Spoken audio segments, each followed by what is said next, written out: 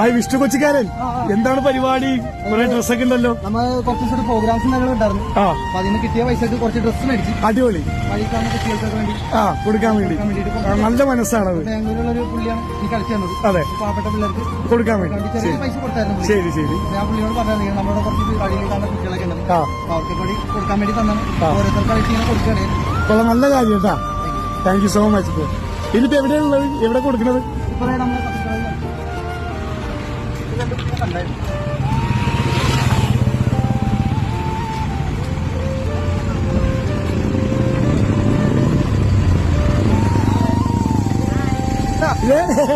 മോൾക്ക് കൊടുക്ക് വിഷ്ണു.